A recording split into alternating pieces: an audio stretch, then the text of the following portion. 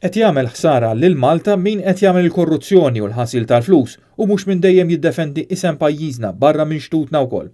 Hekk qal il-kap tal-Partit Nazzjonalista Adrian Delija meta kienet jindirizza attività politika f'Taslima. Mela ejja ma nagħtux każ iktar dal-spin tal-gvern għax dak li qed jagħmel il-ħsara lil pajjiżna huwa min qed jikser il-liġi, min qed jagħmel il-korruzzjoni, min qed jaħsel il-flus u mhux min jipprova imur barra pajjiżna u jitkellem biex inaddaf ġieħ Malta.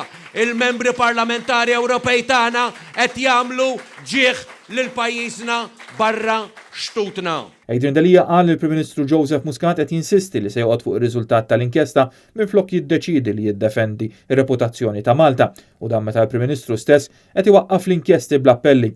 U qal li m'hemm xejn xi jżomm lil Joseph Muscat milli jkeċċi l-Chief of Staff tiegħu Keith Schembri u l-Ministru Corrad Mizzi meta qudiemu għandu sensiela ta' fatti, inkluż l-aktar fatti riċenti dwar il-kumpanija misterjuża 17 Black.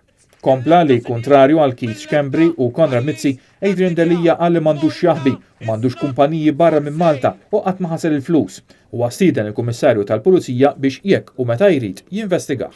Illi narġa' nistiednu sur Kummissarju dal-għodu qiegħed Taslima ġol każin tal-Partit Nazzjonalista ħanibqgħu għal nofsija se oħra jekk tridu tiġi saqsejni xi ħaġa jien qiegħed ħanibqgħu u dejjem taf fejn issibni jekk trid tinvestiga fuq kwalinkwa ħaġa. Adrian Delija qal li qabel l-elezzjoni ġenerali tal-2013 il-Partit Laburista kien jitkellem biss fuq il-bżonn li tinbena power station ġdida. U qal li issa nafu li rridu jibnu l-power station sabiex ikunu jistgħu jagħmlu l-korruzzjoni għaliex mhux veru li n-nies qed jirċievu kontijiet orħos iżda jirriżulta li 80% tal-familji qed jirċievu kontijiet aktar għoljin u aktar spissi. 80% tal-konsumaturi qed jinsterqu minn dan il-gvern ħallil.